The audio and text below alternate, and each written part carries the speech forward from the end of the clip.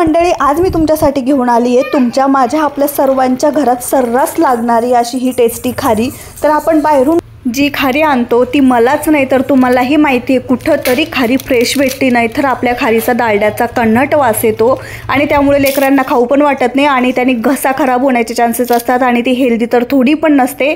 त्यामुळे आपण घरातच बनवूया कुसकुशीत खारी, जेणेकरून ते पोटभर खातील, त्यांचं मनही भरेल आणि त्यांना घशाला वगैरे त्रास पण होणार नाही। तर मी माहीसाठी घरात बनवते, पण म्हटलं आज तुमच्यासाठी व्हिडिओ बनवूया आणि चला रेसिपीला सुरुवात करूया आपण। पण त्याआधी एक रिक्वेस्ट आहे मंडळींनो, की प्लीज आपलं चॅनल तुम्ही सबस्क्राईब केलं नसेल तर चॅनल सबस्क्राईब करा। तर चला मग आपण आता रेसिपीला सुरुवात करूया। तर इथे मी घेतलाय 2 कप मैदा। तर हा मी एकदम दाबून कप घेतलेला नाही, वरच्यावर त्यामध्ये मैदा भरून घेतला, तो आधी चाळून घेतला होता। तर ह्यामध्ये टाकले मी 1 ते 2 चुटकी मीठ घातलेलं आहे, हातावर चोळून अर्धा चमचा ओवा घातलाय आणि अर्धा चमचाच मी ह्यामध्ये जिरं घालते, अर्ध्या चमच्याचं थोडंसं कमी घेतलंय जिरं। आता आपण जे टोस्ट वगैरे आणतो तर त्यामध्ये थोडंसं जिरं असतं तर त्याने खूप छान फ्लेवर येतो, आपल्या टोस्ट खातो आपण त्यामध्ये। तसंच आपल्याला खारीलाही खूप छान फ्लेवर आणायचं आहे, जेणेकरून बाहेरची जी खारी आहे ना ती खाण्याची आपली इच्छाच होणार नाही, घरातच बनवून खाऊ, स्वस्त पण होते आणि हेल्दी पण होते। तर आता मी ह्यामध्ये ते जिरं, ओवा, थोडंसं चुटकी 2 चुटकी मीठ घातले। त्यानंतर थोडंसं आपल्याला जे तूप घ्यायचं आहे ना ते गरम घ्यायचं नाही, हे नॉर्मल तूप घ्यायचं आहे। तुम्हाला मी जेवढं तूप दाखवलं तेवढं तूप ह्याला अजिबात लागणार नाही, पण अजून थोडंसं तूप ह्याला लागणार आहे। तर आपल्याला हे आधी असंच मळून घ्यायचं आहे आणि बघायचं की ह्याची मूठ वळता येते का, जेणेकरून त्याचा असा गोळा तयार होतो का। तर थोडासा गोळा असा फुटत होता, म्हणजे तयार होत नव्हता, तर मी थोडंसं 1-1.5 चमचा तूप अजून ह्यामध्ये घातलेलं आहे आणि एवढ्याच तुपात आपलं आता काम होणार आहे। तर तुम्हाला जर का तूप आवडत नसेल, त्याचा वास येतो कुणाकुणाला, तर शक्यतोवर भरपूर जण अशा रेसिपीजमध्ये डालडा वापरतात। तर तुम्ही मार्केटवरनं फ्रेश डालडा आणून तुपाच्या जागी पूर्ण तुम्ही डालड्याचा वापर करू शकता। तर बघू शकता ह्या पद्धतीने मस्तपैकी असे मूठ वळता येईल असे आपल्याला गोळे होतील असे आपल्याला हे मळून घ्यायचं आहे मैदा। आणि बघू शकता इथे रेडी आपलं आता पीठ मळण्यासाठी। तर आपल्याला काय करायचं आहे, आता ह्यामध्ये थोडं पाणी घालून असा घट्टसर गोळा मळून घ्यायचा आहे। कुठलीही रेसिपी अवघड नसते सकिनो, फक्त आपण जर व्हिडिओ कुठलाही असू द्या, कोणत्याही चॅनलवरचा व्हिडिओ बघा, पूर्ण व्हिडिओ बघितल्याशिवाय आपल्या लक्षात येत नाही की नेमकं काय करायचं। छोट्या चुका असतात की त्या छोट्या चुकीमुळे आपली सर्व जो पदार्थ आहे किंवा रेसिपी आहे तर ती बिघडते। मग आपल्याला असं वाटतं की नाही हे काहीतरी आपलं चुकलं, तर आपलं चुकतं फक्त एवढंच की आपण कोणतीही रेसिपी पूर्ण बघत नाही। कुठल्याही चॅनलवर जा, तर रेसिपी पूर्ण बघा, म्हणजे तुमचा अजिबात तुम्ही जो स्वयंपाक करताय तो बिघडणार नाही। कुणीच काय आईच्या पोटातून शिकून आलेलं नसतं। आणि बघू शकता आता इथे आपल्याला काय करायचं, हे रेस्टला ठेवायचं आहे 10 मिनिटासाठी, लगेच करायला घेऊ नका। आता मी काय केलं, इथे एक वाटी घेतली, त्यामध्ये मी 2 चमचे कॉर्नफ्लोअर पावडर घालते आणि आपल्याला त्यामध्ये काय करायचं, तूप घालायचं आहे। तर मी एवढं सगळं तूप ह्यामध्ये घालते, जे की आपलं बाकी राहिलेलं होतं मैद्यामध्ये, मोहन जे टाकलं आपण नॉर्मल तुपाचं, तर त्यातलं सुरलेलं तूप मी ह्यामध्ये घालते। आणि खरं सांगायचं म्हटलं तर एवढ्या तुपात हे झालं नव्हतं, मी अजून ह्यामध्ये जवळपास 1 ते 1.5 चमचा तूप घातलं होतं। तेव्हा हे कुठं आपल्याला ह्याचं जे तयार करतोय आपण, तर काय साठा तयार करतोय आपण।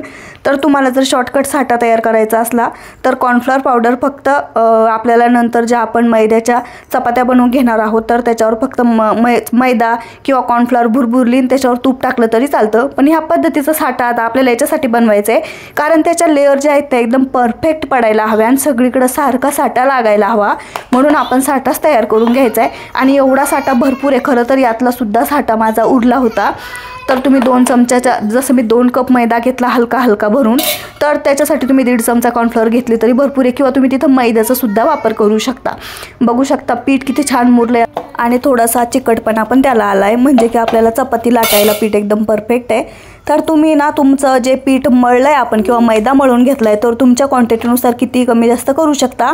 पण जेव्हा आपण त्याची चपाती बनवणार आहोत ना, तर त्याचे जे गोळे बनवतो ना ते सेम बनवा, म्हणजे तुमच्या चपात्या ज्या लाटताना सेम होतील। तर माझे ना जवळपास या 2 कपाचे माझ्या 5 चपात्याने एवढे गोळे झाले, जवळपास 5 गोळे झाले तुम्ही बघू शकता। तर तुम्ही लहान मोठे करू शकता, पण तुम्हाला त्या चपातीची लेअर सुद्धा तेवढीच लहान मोठी करावं लागेल।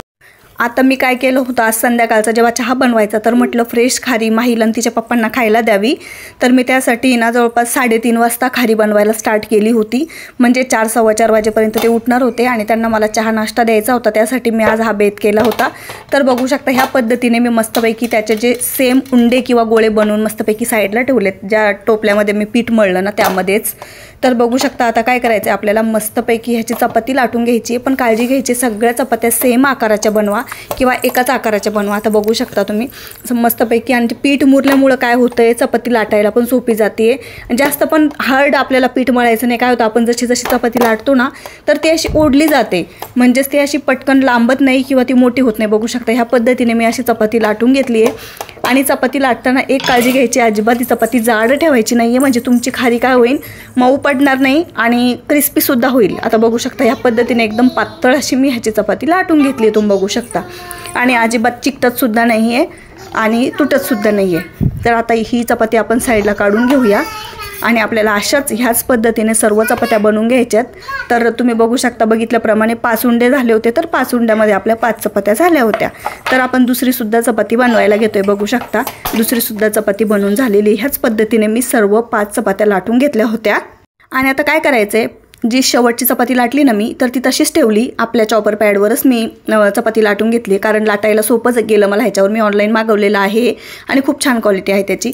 आणि आता बघू शकता तुम्ही, ह्याला मी लावते साटा. तर जवळपास मी अर्धा चमचा ह्याला साटा घेतला आहे आणि मस्तपैकी सगळीकडे आपल्याला हा साटा लावून घ्यायचा आहे. तुम्ही साट्याची एकदम पातळ लेअर लावली तरीही चालेल, कारण काय होतं, कॉर्नफ्लॉवरचा साठा जेव्हा बनवतो ना त्याची पातळ जरी लेअर लावली ना तरी पण पदर खूप छान सुटतात.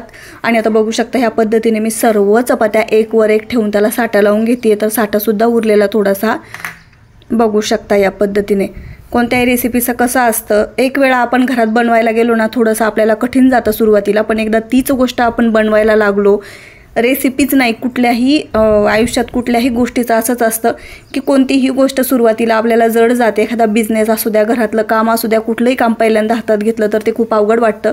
पण तेच काम आपण 1-2 वेळा केलं ना तर आपल्यासाठी एवढं सोपं होऊन जातं, कारण आपल्याला त्या कामाची सवय होऊन जाते. म्हणून शक्यतोवर आपण असे पदार्थ घरात बनवले ना तर आजकाल मार्केटला बघू शकता आपले मुलं आजारी पडतात. कुठलीच गोष्ट गॅरंटीची आजकाल भेटत नाही.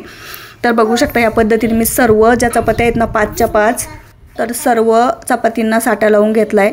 आणि ह्या पद्धतीने आपल्याला फोल्ड करायचं आहे मस्तपैकी. तुम्ही बघू शकता एकदम सेम दोन्ही साईडच्या लेअर एकावर एक घ्यायच्या आहेत आणि थोडंसं हलकं प्रेस करायचे, जास्त प्रेस करायचं नाही ह्याला. आणि आता दुसऱ्या साईडने सुद्धा असं हाफ फोल्ड करायचं आहे किंवा अर्ध फोल्ड करायचं आहे. आणि ही जी उरलेली लेअर आहे ना तर ही लेअर याच्यावर ओढून घ्यायची अशी. आणि बघू शकता थोडंसं हलकं प्रेस करायचं, जास्त ह्याला प्रेस करायची गरज नाही, एकदम हलकं. बघू शकता ह्या पद्धतीने. आणि आपल्याला हाताने ह्यासाठी प्रेस करायचे की त्याला आकार लागताना एकदम सगळीकडून सारखा आकार येईल. एकदम आपण जर लाटायला गेलो तर याचा एकदम गोल आकार होऊन जाईल चपातीसारखा. तर बघू शकता आता ह्याला चौकोन मी आधीच काढून घेतला आहे. आणि असंच आपल्याला आहे ना उलट पालट करून असं मस्तपैकी ह्याला लाटून घ्यायचं आहे. आणि ह्याच्या लेअर आत्ताच सुटायला लागल्यात. एवढ्या भारी लेअर सुटत होत्या ना बापरे, तुम्हाला काय सांगू. तर तुम्ही बघू शकता आता ह्या पद्धतीने मी मस्तपैकी ह्याला जास्त जाड किंवा जास्त बारीक करायचं नाही आहे. तुम्ही जास्त बारीक केलं ना तर त्याच्या लेअर आपोआपच तुटून पडते तेलात. आणि जास्त जर अति जाड करत बसल्या तर मग खारी आपली मऊ होईन, अजिबात क्रिस्पी होणार नाही किंवा कुरकुरीत होणार नाही. तर आपल्याला मीडियम असं बघू शकता, मीडियम ह्याला लाटून घ्यायचं आहे किंवा जाड ठेवायचं आहे. आता थोडक्यात आपली जी चपाती आहे ना तर ती लाटून झालेलीच आहे, तुम्ही बघू शकता. तर बघू शकता आता मी ह्याला कट करते आहे. तर जसं मार्केटला आपल्याला लहान मोठी खारी भेटते ना, जसं की खारीवाला येतो त्याच्याकडे वेगळ्या प्रकारची खारी असती, लहान कुठं मोठी, तर सेम मी तुम्हाला तशीच कट करून दाखवते आहे की लहानापासून मोठ्यापर्यंत. हे तर आपण आता लायनिंग सगळ्या सेमच घेतल्यात. आता हे कॉर्नर आहे साईडचे तर हे काढून टाकायचे आहेत. आणि हे पण मी तळून घेतले होते, हे सुद्धा खूप क्रिस्पी झाले होते. आणि बघू शकता आता काठाने सुद्धा आपल्याला तेवढा जो भाग आहे एक्स्ट्राचा त्यांनी काय होईल, आपल्या खारीला अजिबात शेप चांगला दिसणार नाही. खातानेच छान वाटतं, दिसायला छान दिसलं म्हणजे कुठली पण रेसिपी असू द्या. आणि आता बघू शकता मी एक बारीक, त्याच्यापेक्षा दुसरी मोठी, त्याच्यापेक्षा तिसरी मोठी अशा लेअर ठेवलेल्या आहेत, जेणेकरून आपले मार्केटला जशी खारी भेटते लहान मोठी सेम तशी दिसायला. आणि तुम्ही बघितलं त्याच्या आहे ना पदर आधीच दिसायला लागले होते किंवा लेअर आधीच दिसायला लागल्या होत्या. तर मी त्यातलाच एक थोडासा तुकडा घेतला, तेलात टाकून बघितलं. ह्याला तेलाचं जे टेम्परेचर आहे ना तर ते एकदम नॉर्मल असलं पाहिजे. एकदम थंड्या तेलात तर टाकू शकत नाही, पण एकदम कडकडीत पण तेल नसावं, मीडियमपेक्षाही थोडंसं कमी तेल गरम असावं ह्यासाठी. आणि बघू शकता आपल्याला सर्व खारी ह्यामध्ये टाकून घ्यायच्यात अशा. आता काय झालं, खिडकीतनं खूप जास्त प्रकाश आला आहे, कारण 3:45-4 होत आले होते, पण खिडकीतनं खूप जास्त प्रकाश आल्यामुळे काय झालं, तुम्हाला ह्याचा रंग दिसत नाही पण तरी पण दिसेलच आता लगेच तुम्हाला. तर बघू शकता मी कॅमेरा जरा दुसऱ्या साईडने ठेवल्यानंतर आता तुम्हाला दिसेल त्याचा कलर चेंज होतो आहे. मार्केटची खारी पांढरी शुभ्र दिसते, त्याचा थोडासा विषय वेगळा असतो, त्यांची पद्धत वेगळी असते. आपल्याला जेव्हा घरात खारी बनवायची ना त्या टायमिंगला एकदम पांढरी शुभ्र जर ठेवायला जाल तुम्ही खारी तर आतून ती मऊ पडेल. परत म्हणसाल की अशी कशी रेसिपी सांगून गेली ही, तर आपल्याला काय करायचं आहे, हलका गोल्डन कलर होईपर्यंत तिला आपल्याला फ्राय करायचंच आहे. आपल्याला ही विकायला जायचं नाही आहे, तर आपल्याला चवीला चांगली लागावी आणि खायला पण खुसखुशीत लागावी, त्यासाठी आपल्याला ह्याला गोल्डन कलरपर्यंत येईपर्यंत तळून घ्यायचं आहे. ह्या पद्धतीने आता तुम्हाला मी नंतर दाखवतेच आहे त्याला कलर किती भारी आला आहे, पण खिडकीतला जो उजेड पडत होता ना त्यामुळे तुम्हाला ह्याचा कलर परफेक्ट दिसत नव्हता. आणि आता बघू शकता, आता मी काय केलं होतं, दुसरी बॅच जेव्हा मी तळून घेतली किंवा मी फ्राय केली ना त्या टायमिंगला मी सर्व खारी उरलेली एकदा सगळी टाकून दिली, पण त्याला थोडासा फ्राय करायला मला वेळ लागला. ते अतिघाई संकटात नाही तसं म्हणतात ना, तसं झालं माझं. मी आधीच कमी टाकले, नंतर खूप जास्त टाकले. तर बघू शकता आपल्या खारीचे लेअर तुम्ही बघू शकता. आता कसं थोडंसं मी कॅमेरा दुसऱ्या जागेवर ठेवला आहे, जागा बदलल्यामुळे तुम्हाला कलर एकदम परफेक्ट दिसतो आहे. आणि बघू शकता आता कलर लेअर किती भारी दिसतात ते की नाही. बाहेरच्या खारीपेक्षा तर माझ्या मते जर खाऊन बघितली ना तुम्ही घरात बनवून, तेव्हाच तुम्हाला ह्या खारीचा अनुभव येईल किती भारी झाली येते. आणि आता काय करायचं आहे आपल्याला, त्यासोबत मस्तपैकी गरमागरम चहा बनवला आहे, कारण साहेबांना मला खुश करायचं होतं संध्याकाळच्या नाश्त्याला, कारण की बिस्किट ऑलरेडी संपले होते. आणि खारी वगैरे मी शक्यतोवर तरी बाहेरून आणत नाही खरी सांगायचं म्हटलं तर, कारण माहीला खायचं असतं तर घसा वगैरे खराब झाला तर ते परवडायचं नाही आपल्याला. त्यामुळे आवाज तर बघा तुम्ही, एकदम खुसखुशीत आपली खारी झालेली आहे. तर तुम्हाला मी त्याचा आवाजसुद्धा ऐकवते. एकदम मस्त आवाज येतो आहे, कुरकुरीत. आणि लेअर तुम्हाला दिसत असतील एकदम मार्केटपेक्षाही पातळ ह्याच्या लेअर झाल्यात.